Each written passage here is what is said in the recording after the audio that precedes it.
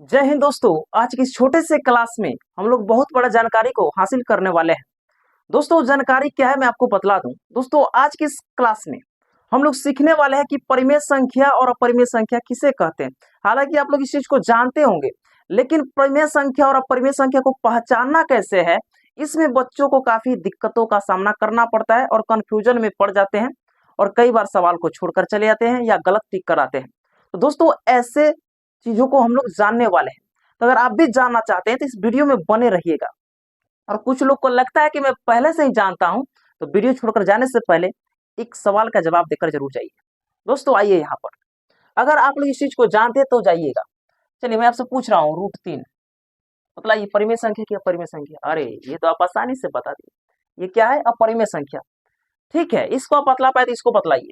जैसे कि मैं लिख दूं √3 - 1, ठीक है। जैसे कि 2 - √7, बतलाइए ये परिमेय संख्या की अपरिमेय संख्या? दोस्तों बतलाइए इस चीज को, अभी रुकिए, जाना नहीं है। मैं आपसे बोल दूं कि आप बतलाइए, जैसे कि 6 परिमेय संख्या की अपरिमेय संख्या? अभी रुकिए। जैसे कि मैं आपसे पूछ दूं पाई, ये परिमेय संख्या की अपरिमेय संख्या? अभी रुकिए। अभी जैसे कि यहाँ पर 6.3 पर बार, जैसे कि है, ये परिमेय संख्या है कि अपरिमेय संख्या? अभी रुकिए।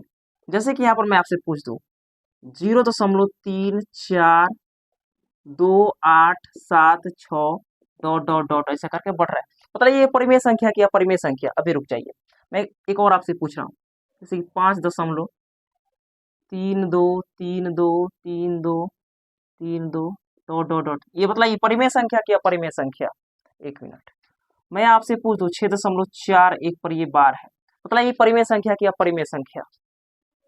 अगर आप लोग इस चीज को बतला पाए हैं, इस चीज का नॉलेज आपके पास है, तो वीडियो छोड़कर जा सकते हैं। लेकिन मैंने इस चीज को जो लिखा, अगर इसको बतलाने में अगर आपको कहीं दिक्कत हो रहा है, कंफ्यूजनों का सामना करना पड़ रहा है, तो ये वीडियो आपके लिए ही तो मैं बना रहा हूं। तो इस वीडियो को जरूर एक बार देख लीजिए, ताकि सवाल को टिक करते समय आपको कंफ्यूजनों का सामना करना ना पड़े। तो इस वीडियो को आप देख सकते हैं, अगर अगर आप नहीं जानते तो, अगर जानते हैं तो आप जा सकते हैं। तो चलिए वीडियो को स्टार्ट करते हैं और इसको समझते हैं। तो प्यारे दोस्तों, सबसे पहले हम लोग समझेंगे कि परिमेय संख्या क्या है, परिमेय संख्या किसे कहते हैं और परिमेय संख्या को कैसे पहचानना है। तो दोस्तों सबसे पहले यहां पर लिखते हैं परिमेय संख्या किसे कहते हैं। परिमेय संख्या,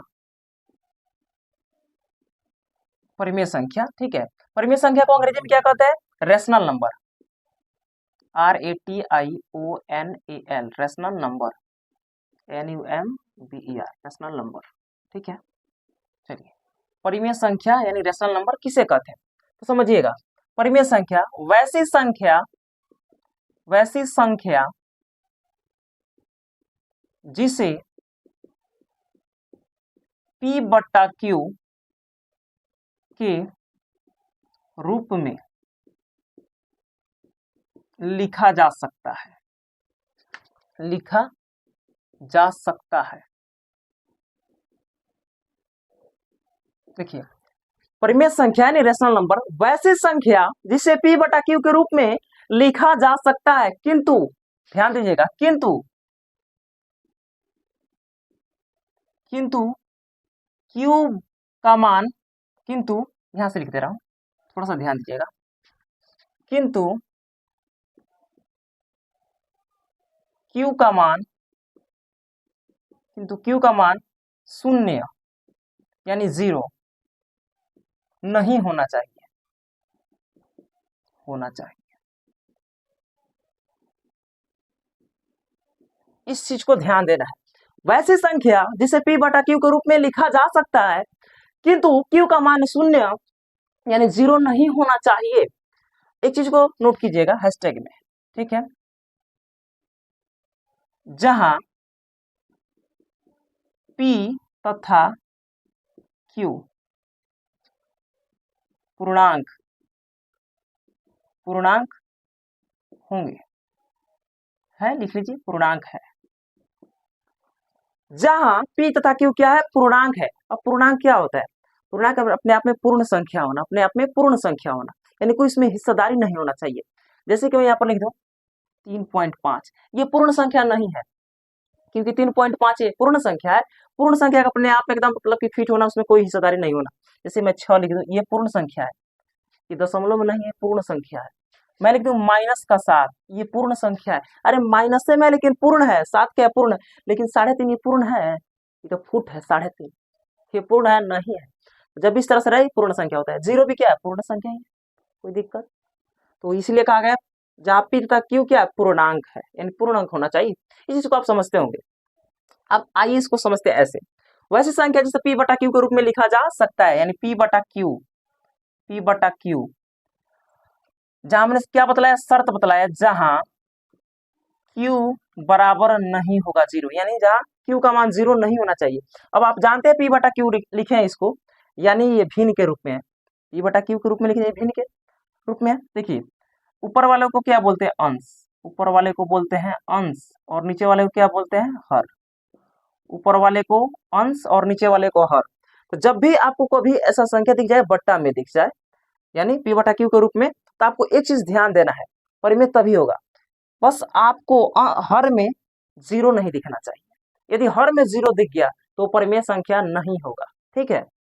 जैसे कि मैं यहाँ पर लिख रहा हूं, यहाँ पर ध्यान दीजिएगा, मैं लिख दूं 2/3, मैं क्या लिखा हूं, 2/3। अब बतलाइए कि परिमेय संख्या है, हाँ ये परिमेय संख्या है, क्योंकि ये पी बटा क्यू के रूप में है। 2 क्या है, पूर्णांक है, 3 भी क्या है, पूर्णांक है। बोला गया था पी तथा क्यू क्या होना चाहिए, पूर्णांक, तो 2 भी क्या है, पूर्णांक है, 3 भी क्या है, पूर्णांक है। और ये पी बटा क्यू के रूप में है, देखिए तो भिन्न के रूप में है कि नहीं, अंश और हर के रूप में हमने लिख दिया पी बटा क्यू। अब एक चीज देखना है, यहाँ पर बोला गया जहां क्यू का मान 0 नहीं होना चाहिए, यहाँ पर नीचे वाला क्यू होता है, अरे ऊपर वाला पी और नीचे वाला क्यू होता है कि नहीं। यहाँ पर देखिए बोला गया था क्यू का मान 0 नहीं होना चाहिए, तो क्यू मतलब हर, हर 0 है, हर में नहीं है, ये परिमेय संख्या हो गया।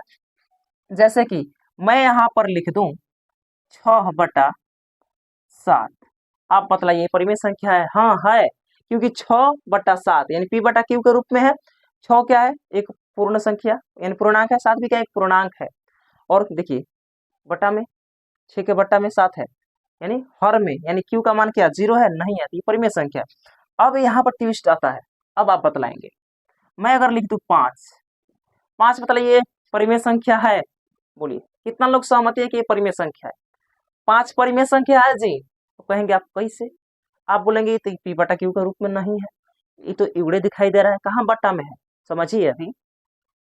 5, अरे कुछ भी नहीं तो बट्टा में 1 रहता है ना, अरे कुछ भी नहीं तो बट्टा में 1 तो रहता है ना, पी बटा क्यू के रूप में ना हो गया, बस 5/1, बस बट्टा में 0 नहीं होना चाहिए, बट्टा में 0 नहीं है तो ये हीरो है, यानी परिमेय संख्या है। समझे कि नहीं समझे, बिल्कुल। अब मैं आपसे पूछ रहा हूं, अब बतलाइए 0, 0 परिमेय संख्या है ये कि नहीं है, 0 परिमेय संख्या है कि नहीं है। आप कहेंगे बड़ा दिक्कत हो गया, अरे दिक्कत कुछ भी नहीं है, 0/1 आप इसको नहीं लिख सकते हैं, बिल्कुल लिख सकते हैं आप इसको 0/1, कोनो दिक्कत नहीं है। 0/1 तो लिख ही सकते हैं, कुछ भी नहीं तो बट्टा में 1 रहता है कि नहीं, तो 0/1। अब यहाँ पर बोला क्या गया था, पी और क्यू क्या होना चाहिए, पूर्णांक, पी तथा क्यू क्या होना चाहिए, पूर्णांक होना चाहिए। तो यहाँ पर देखिए तो 0/1 इसको आप लिख सकते हैं। अब देखिए 0 भी क्या है, पूर्णांक संख्या है, 1 भी क्या है, पूर्णांक संख्या यानी पूर्ण संख्या, 0 भी है, 1 भी क्या है, पूर्ण संख्या। तो यहाँ पर बोला गया पी तथा क्यू क्या होना चाहिए, पूर्णांक यानी पूर्ण संख्या होना चाहिए, बिल्कुल है। और आपको एक शर्त को ध्यान देना है, बस आपको हर में यानी नीचे में 0 नहीं दिखना चाहिए, ऊपर में 0 है तो चलेगा, नीचे में 0 नहीं होना चाहिए। तो नीचे में 0 है नहीं है, परिमेय संख्या, कोई दिक्कत नहीं। अब मैं आपसे एक चीज पूछ रहा हूं, थोड़ा सा ध्यान दीजिएगा, इस चीज को आप समझ गए, एक चीज आप हमको बतला दीजिए, एक चीज आप हमको बतला दीजिए। मैं अगर आपसे बोल दूं कि चलिए 5, 1 मिनट, मैं आपसे बोल दूं 5.3, अब आप बतलाइए 5.3 ये परिमेय संख्या है, परिमेय संख्या है क्या, 5.3 को पी बटा क्यू के रूप में लिखा जा सकता है। यदि 5/3 को पी बटा क्यू के रूप में लिख दिया जाएगा तो ये परिमेय संख्या कहलाएगा। तो लिख सकते हैं इसे पी बटा क्यू के रूप में, बिल्कुल लिख सकते हैं। 5.3 है ना, कुछ भी नहीं तो बट्टा में 1, कुछ भी नहीं तो बट्टा में 1 रहता है ना, बिल्कुल। लेकिन यहाँ पर बड़ा दिक्कत हो गया, क्या दिक्कत हो गया, क्योंकि ऊपर में बोला गया था पी तथा क्यू पूर्णांक होना चाहिए, लेकिन यहाँ पर 5.3 है, तो 5.3 क्या पूर्ण संख्या है, पूर्णांक है नहीं, पूर्णांक नहीं है। अरे नहीं है तो कोई दिक्कत नहीं, इस दशमलव को उड़ाएंगे, इस दशमलव को उड़ाएंगे, दशमलव उड़ गया यानी बीच में से गायब हो गया। लेकिन रुकिए, जब दशमलव उड़ता है तो कुछ ना कुछ नीचे छोड़कर जाता है, इस बात को याद रखना है। तो 5.3 कुछ भी नहीं तो बटा में 1, यहाँ पर दशमलव था, दशमलव को हमने उड़ा दिया। तो जब दशमलव उड़ेगा तब देखिए ध्यान देना है, दशमलव के बाद देखना है कै गो अंक है, तो दशमलव के बाद एगो अंक है, दशमलव के बाद एगो अंक कौन है, 3 ना है, इधर देखना है, दशमलव के बाद एगो अंक 3 है। दशमलव के उधर यानी इधर जितना अंक रहता है उतना बट्टा में 0 लगाते हैं। तो दशमलव के इधर 1 अंक है तो बट्टा में 1 0 लगा देंगे, यानी ये ऐसे हो गया, ये तो बीच में से मतलब कि पॉइंट यानी दशमलव तो उड़ गया तो ये हो गया 53 बट्टा में 10, 53/10। देखिए पी बटा क्यू के रूप में आ गया। 53 भी क्या है, एक पूर्ण संख्या है, 10 भी क्या है, एक पूर्ण संख्या है, तो इसे हमने पी बटा क्यू के रूप में लिख लिया।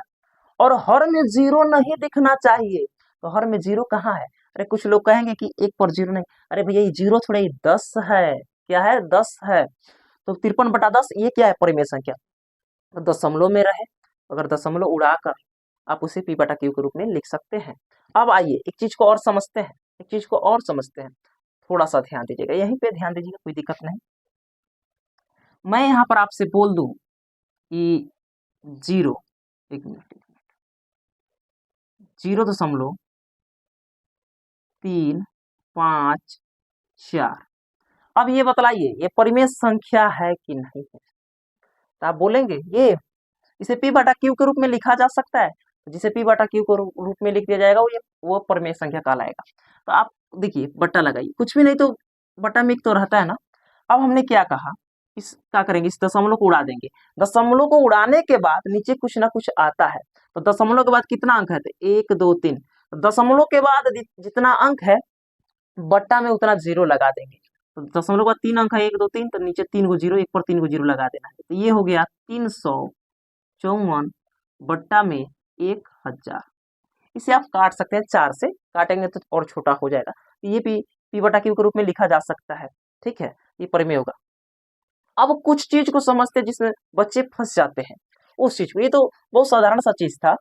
अब आइए दोस्तों यहाँ पर, अब मैं आपसे बोल रहा हूं कि रूट के अंदर में 4, रूट के अंदर में क्या है 4। अब बतलाइए √4 ये परिमेय संख्या है कि अपरिमेय संख्या। तो जब भी कभी रूट के अंदर में संख्या आपको दिख जाए तो एक चीज को ध्यान देना है, देखना है कि रूट से बाहर निकल रहा है कि नहीं निकल रहा है, ये निकल रहा है कि नहीं निकल रहा है। यदि रूट से बाहर निकल जाएगा तो ये परिमेय हो जाएगा, लेकिन रूट से बाहर नहीं निकला तो अपरिमेय हो जाएगा। तो रूट से बाहर कैसे निकलेगा, तो इसका वर्गमूल, आप लोग वर्गमूल पढ़े होंगे, चलिए बता दे रहा हूँ। अगर नहीं जानते तो सीधा सीधा सा एक साधारण सा इसका समझिए सोल्यूशन क्या होता है। 4 है ना, अब 4 का अभाज्य गुणनखंड तोड़ लीजिए, यानी प्राइम फैक्टर, 2 से टूट जाएगा, 2 दूनी 4, बस 2 एकम 2 नहीं करना है, बस इतना हो गया। अब आप एक काम करो, अब 4 की जगह पर इसका फैक्टर को आप लिख सकते हो, 4 की जगह पर 2 गुणा 2, क्योंकि 2 गुणा 2 क्या होता है 4 ही होता है। और जब रूट के अंदर में किसी संख्या का जोड़ा लग जाता है तो रूट से बाहर निकल जाता है।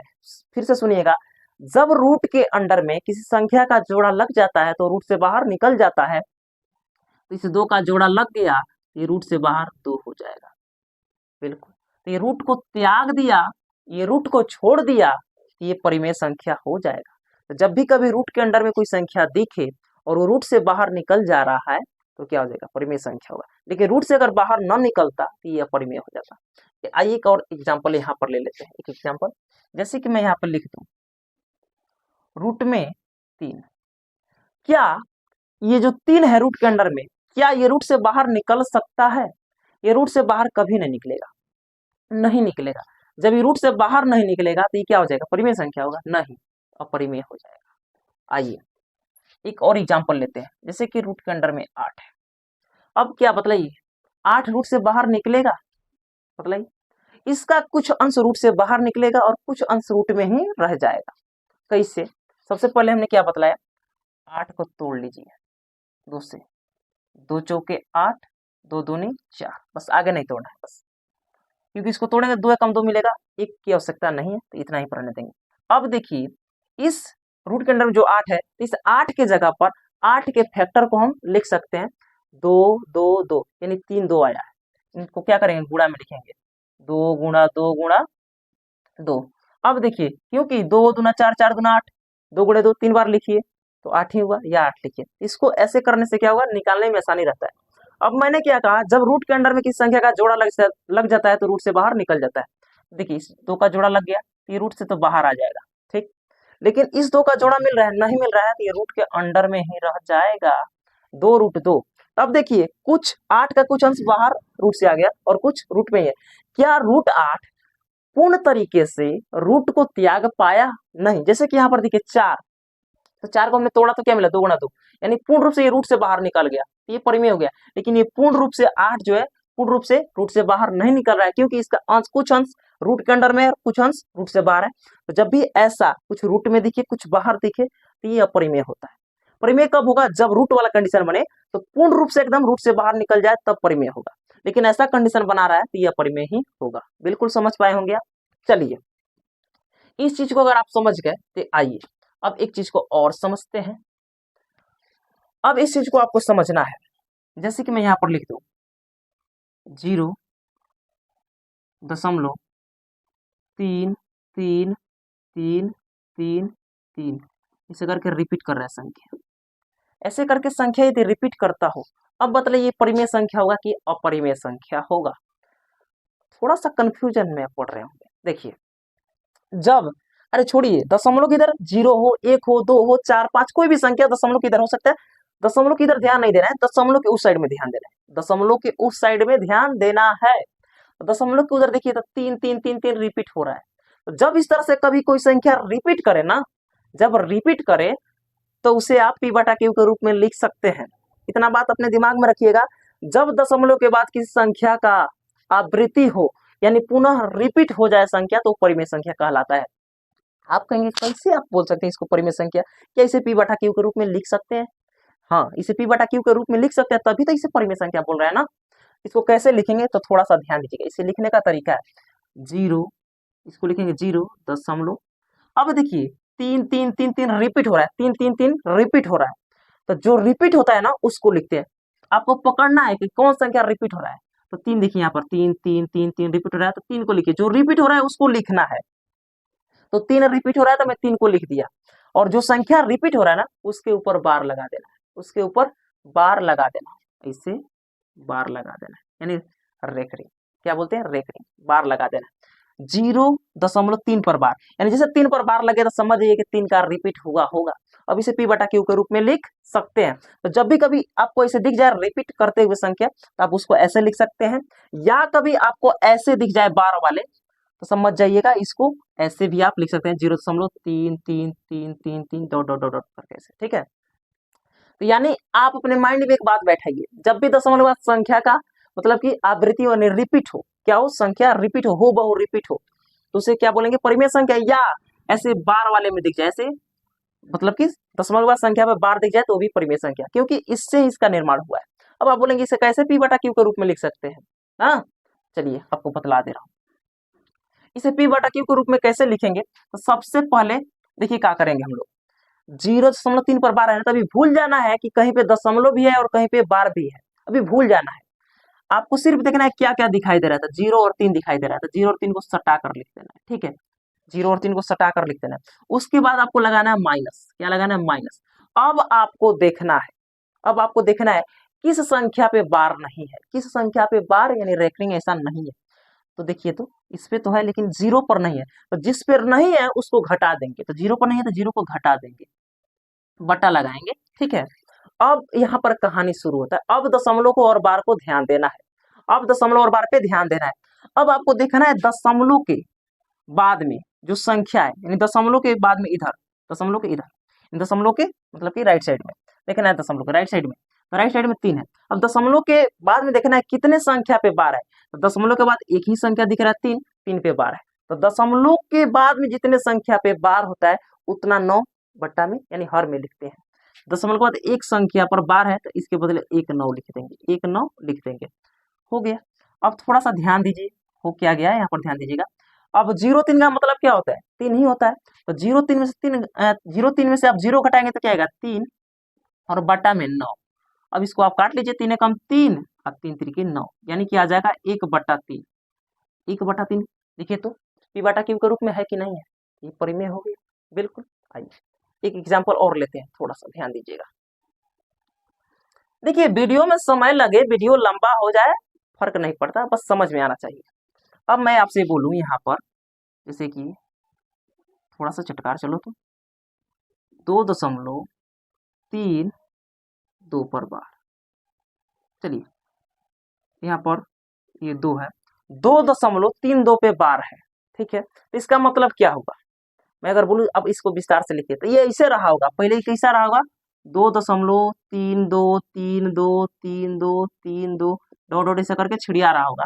तभी ना हमने क्या कहा, जब दशमलव के बाद की संख्या का रिपीट होने लग जाए तो समझिए वो परिमेय संख्या है, यानी ऐसे रहा होगा तब इसको ऐसे लिखा गया है। अब देखिए मैंने क्या कहा, जो संख्या रिपीट हो रहा है उसको पकड़ कर उस पर बार लगा दीजिए, 2 यहाँ पर देखिए 32 32 32 32 यानी 32 का आवृत्ति हो रहा है, यानी 32 से रिपीट हो रहा है, बार बार 32 32 32 ऐसे करके जा रहा है।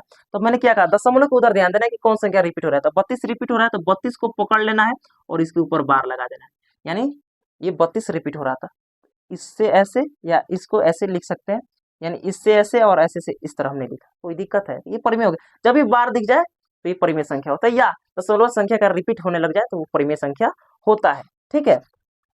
अब आप इसको बोलेंगे कैसे पी बटा क्यू को रूप में लिखना है, ठीक है। एक मैं हालांकि एक अलग से वीडियो बना दूंगा, लेकिन मैं बतला दे रहा हूँ। चलिए मैंने क्या कहा, अब इसको पी बटा क्यू को रूप में लिखने के लिए अभी भूल जाना है कि किसी पे दशमलव भी है, कहीं पे दशमलव भी है और कहीं पे बार भी है, अभी भूल जाना है पूरा। आपको इसको सटा कर लिख देना है 2 3 2 को, यानी 232 आप इसको लिखिए 232।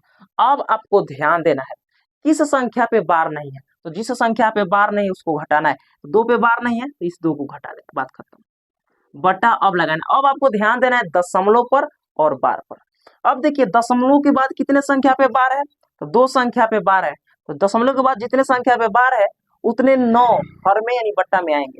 तो दशमलव के बाद 2 को संख्या यानी 3 और 2, ये 2 को संख्या, तो 2 को संख्या बार है तो बट्टा में 2 को 9 आ जाएगा। यदि यहाँ पर 3 को संख्या पे बार होता तो बट्टा में 3 को 9 आ जाता। बिल्कुल समझे होंगे। चलिए बराबर, अब 232 में से 2 घटाएंगे तो क्या आ जाएगा, 230/99। ये कटने वाला है, नहीं कटेगा, हो गया 230/99, पी बटा क्यू के रूप में आ गया। 230 भी क्या है, पूर्णांक है, और 99 भी क्या है, पूर्णांक है, पी बटा क्यू के रूप में आ गया, ये परिमेय है। बिल्कुल। आइए एक चीज को और समझते हैं, इसी पर समझते हैं, कंफ्यूज नहीं होना है। जैसे कि मैं यहाँ पर बोल दूं 4.32 ऐसे करके रिपीट हो गया, मतलब ये परिमेय संख्या है कि नहीं है। देखिए दशमलव संख्या का आवृत्ति हो रहा है, यानी संख्या क्या हो रहा है, रिपीट हो रहा है, तो इसे पी बटा क्यू के रूप में लिखा जा सकता है। देखिए कैसे, 4 लिखेंगे 0.3। अब आपको देखना है रिपीट कौन संख्या हो रहा है, तो 2 रिपीट हो रहा है, बस आपको 2 को पकड़ लेना है और 2 पे बार लगा देना है, बस रिपीट हो रहा है उसी को पकड़ लेना है और उसके ऊपर बार लगा लेना है। तो 4.32, 2 पर क्या लग गया, बार, यानी 2 रिपीट हो रहा था, इसे पी बटा क्यू के रूप में लिखा जा सकता है। कैसे, ध्यान दीजिएगा। अभी मैंने क्या कहा, पी बटा क्यू के रूप में लिखने के लिए प्रथम चरण यानी पहले क्या करना है, अभी भूल जाना है कि कहीं पे दशमलव भी है और कहीं पर बार भी है। तो देखिए आप इसको 432 से लिख दो, 432, ठीक है। अब आपको ध्यान देना है किस संख्या पे बार नहीं है, तो 4 और 3 पर बार नहीं है, तो 4 और 3 मतलब एक लगे कर लो 43, बस जिस पे बार नहीं है उसको घटा दो, 4 और 3 पे बार नहीं है तो इसको घटाओ यानी 43, बस अभी भूल जाना है कि दशमलव और बार को, इसलिए 4 3 को एक लगे कर दो, 43 हो गया। और देखो मैंने क्या कहा, अब दशमलव को उधर ध्यान देना है, दशमलव के बाद देखो कितने संख्या पे बार है, तो दशमलव की साइड में 3 और 2, दशमलव के बाद 2 संख्या है, लेकिन 2 संख्या में से एक संख्या पे बार है, दशमलव के बाद एक संख्या पे बार है, इस 2 पे, इसके बदले 1 9 लगाएंगे। अब दशमलव के बाद ये भी देखना है कि कितने संख्या पे बार नहीं है, तो दशमलव के बाद एक संख्या पे बार नहीं है, 3 पे बार नहीं है, तो जिस दशमलव के बाद यदि कोई संख्या है उस पे बार नहीं है तो उसके बदले 0, और दशमलव के बाद जिस संख्या पे बार है उसके बदले 9। दशमलव के बाद एक संख्या पे बार था इसलिए 1 9, यदि दशमलव के बाद 2 संख्या पे बार रहता तो बटा में 2 9, लेकिन यहाँ पर दशमलव के बाद एक संख्या पे बार है तो 1 9, और दशमलव के बाद एक संख्या पे बार नहीं है तो इसके बदले 1 0, ऐसे हो गया। अब क्या करेंगे, इसको घटा लेंगे, 432 में से 43 घटा लेंगे और बट्टा में 90, जितना है उतना लिख लीजिएगा। इतना तो आप कर लेंगे। 432 में से 43 तो आप घटाइए लेंगे ना, तो घटा लेना है और बट्टा में 90 रख लेना है। ये पी बटा क्यू के रूप में आ जाएगा। एक बार घटा कर लिख देते हैं। 432 में से 43 को घटा देना है। इसको एक हासिल दिया, 12 में से 3 गया 9, और ये इतना इसको दिया 12 में से 4 गया 8, और यहाँ पर बच गया 300, यानी 389 बट्टा में 90 हो गया। पी बटा क्यू के रूप में आ गया। ये परिमेय संख्या है, कोई दिक्कत नहीं। ऐसे आप करके निकाल लोगे, यानी जब दशमलव में दिखे तो उसे आप पी बटा क्यू के रूप में जो हो रहा है वो परिमेय हो जाएगा। दशमलव रिपीट होने वाला संख्या हमेशा परिमेय होता है, या बार जिस पे दिखे वो परिमेय होता है। इतना बात आप समझ गए होंगे। अब आइए अपरिमेय संख्या के बारे में समझते हैं, ठीक है। आइए, हम लोगों ने अभी परिमेय संख्या के बारे में उसको एक बार लिख लेते हैं, ठीक है। एक बार ध्यान दीजिएगा।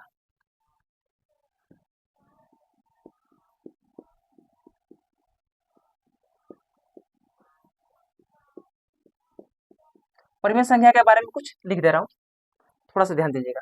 यदि कोई संख्या रूट से बाहर निकल जाए, जैसे कि √4, √16, √25, ये सभी रूट से बाहर निकल जाएगा, ये क्या हो जाएगा? परिमेय संख्या। या दशमलव के बाद संख्या का रिपीट हो रहा हो, ये सभी क्या होते हैं? परिमेय संख्या। या कभी आपको ऐसे दिख जाए 5.4 फिर बार वाले दिख जाए, ये परिमेय संख्या होता है। इस चीज को मैंने बतलाया था आपको, जैसे कि 6.32222 ऐसे करके रिपीट हो रहा है। देखिए दशमलव के बाद 322 रिपीट हो रहा है, तो ये भी परिमेय संख्या होगा। ऐसे अगर आपको दिख जाए 8.4325 बार दिख जाए, तो ये भी क्या होगा? परिमेय संख्या। इस चीज को मैंने इसमें बतलाया है परिमेय संख्या के बारे में। इसके चाहे तो आप स्क्रीनशॉट ले सकते हैं। अब हमको समझना है अपरिमेय संख्या के बारे में। अगर आप लोग इस चीज को समझ गए तो अपरिमेय संख्या तो बिल्कुल आसान है। आइए,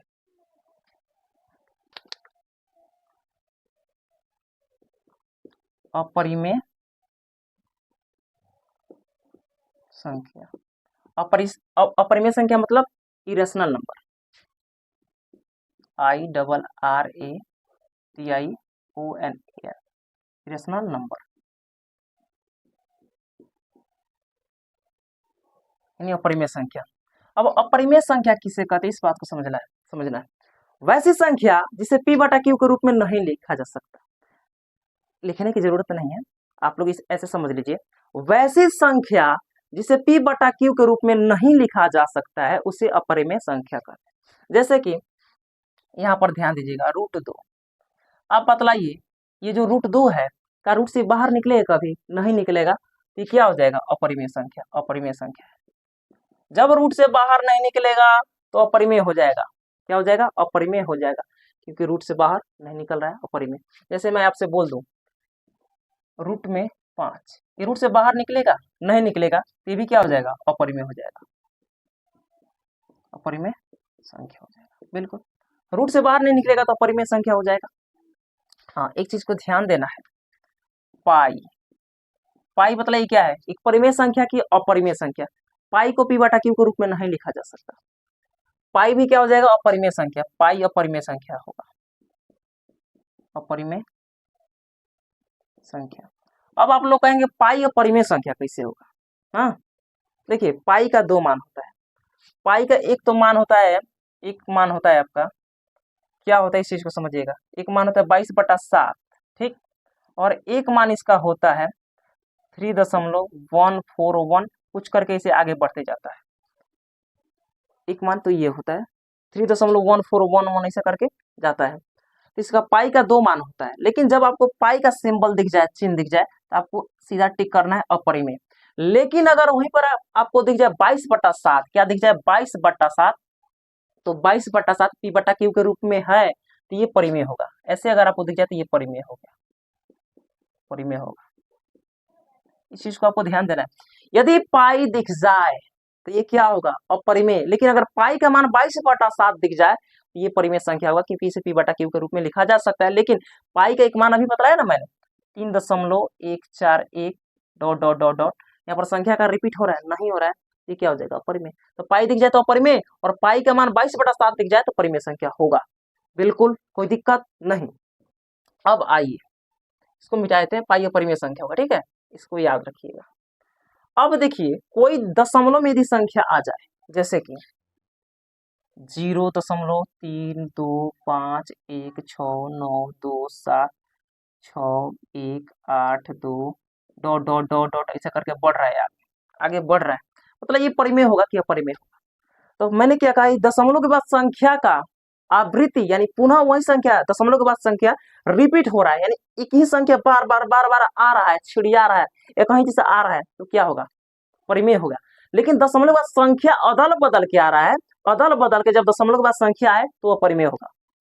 जैसे कि यहाँ पर देखिए दशमलव के बाद 3 के बाद 2 5 1 6 9 2 7 कुछ भी आ रहा है अदल बदल के, यानी इसमें संख्या का रिपीट नहीं हो रहा है, कुछ भी दशमलव के बाद यदि अदल बदल के आ रहा है तो ये अपरिमेय होगा। क्या होगा, ये हो जाएगा दोस्तों अपरिमेय, अपरिमेय, अपरिमेय संख्या होगा, बिल्कुल होगा, कोई दिक्कत नहीं। चलिए जैसे कि मैं यहाँ पर लिख दूं 6.34826537192 dot dot dot dot dot, बतलाइए ये परिमेय होगा कि अपरिमेय होगा, क्योंकि दशमलव बाद संख्या देखिए अदल बदल के आ रहा है तो ये अपरिमेय होगा। क्या हो जाएगा, ये भी क्या होगा, अपरिमेय होगा, अपरिमेय, बिल्कुल। लेकिन मैं अगर आपको बोलूं कि मैं यहाँ पर लिख रहा हूँ, इस चीज को ध्यान दीजिएगा, इसको मिटा दो, रहने दीजिए। जैसे मैं बोल दूं 6.3888 डॉट डॉट डॉट डॉट, तो ये क्या होगा, देखिए दशमलव के बाद 3 नहीं रिपीट हो रहा है लेकिन 8 रिपीट हो रहा है ना, 8 8 8 8 ऐसे करके रिपीट हो रहा है, ये क्या हो जाएगा, ये परिमेय होगा। जब संख्या का रिपीट हो रहा है तो ये परिमेय हो जाएगा, परिमेय हो जाएगा, क्योंकि इसे पी बटा क्यू के रूप में लिखा जा सकता है, लेकिन इसको इसको इसको पी बटा क्यू के रूप में नहीं लिखा जा सकता, बिल्कुल। अपरिमेय संख्या भी आप समझ गए होंगे। अब दिक्कत होगा जब एग्जाम में पूछेगा तो एक भी क्वेश्चन छूटेगा नहीं, छूटेगा। हाँ एक चीज को समझिएगा यहाँ पर, जैसे कि √3, √3 क्या है, अपरिमेय संख्या, क्योंकि रूट के अंडर में 3 बाहर नहीं निकलेगा। मैं इसमें लगा दूं -1, मतलब ये परिमेय संख्या क्या, अपरिमेय संख्या, अपरिमेय संख्या। जब आपको ऐसा कंडीशन बन जाए कि कुछ रूट में दिखाई दे और कुछ रूट से बाहर दिखाई दे तो हमेशा अपरिमेय होता है, हमेशा क्या होता है, अपरिमेय। तो देखिए इसमें कुछ रूट के अंडर में है, कुछ रूट के बाहर में, इसको घेर देते हैं, ये अपरिमेय होगा। बस परिमेय अगर रूट वाला कंडीशन बन रहा है तो परिमेय कब होगा, जब रूट को त्याग देगा, दूर दूर तक रूट नहीं दिखना चाहिए तो क्या हो जाएगा, वो परिमेय होगा। लेकिन रूट में अगर संख्या दिख रहा है और कुछ रूट से बाहर दिख रहा है तो वो अपरिमेय हो जाएगा, बिल्कुल। चलिए अब यहाँ पर ध्यान दीजिए, एक सवाल कभी कभी ऐसे पूछ लिया जाता है, जैसे कि 0.7 पे क्या है, 12, मतलब ये परिमेय संख्या की अपरिमेय संख्या। तो मैंने क्या कहा, दशमलव के बाद, दशमलव के बाद यदि संख्या का रिपीट हो रहा है तो परिमेय होगा। या आपको 12 वाले सवाल दिख जाए, नहीं देखिए इस पे 12 है कि नहीं, तो 12 वाले सवाल क्या होते हैं, परिमेय होते हैं। इसको अगर आप चाहें तो इसको ऐसे भी आप लिख सकते हैं, 0.7 पे 12 मतलब 7 7 7 7 ऐसे करके रिपीट हुआ होगा, हो गया दशमलव संख्या रिपीट हो रहा था, परिमेय। या 12 दिख गया तो परिमेय, कोई दिक्कत नहीं। एक सवाल का जवाब दीजिए जल्दी, जाना नहीं है, रुकिए। जैसे कि 6√3 बट्टा में √3, अब बतलाइए परिमेय संख्या की अपरिमेय संख्या, ताकि ऐसा सवाल पूछता है। देखिए 6√3 का मतलब होता है 6 गुने √3, 6√3 का मतलब क्या होता है, 6 गुने √3, क्योंकि 6 और √3 में गुना हुआ है तभी जाकर 6√3 हुआ है, इससे हम 6 गुने √3 लिख सकते हैं। और बट्टा में क्या है, √3, तो √3 से √3 कट गया तो क्या बच गया, 6, ये क्या हो जाएगा, परिमेय संख्या हो जाएगा, बिल्कुल।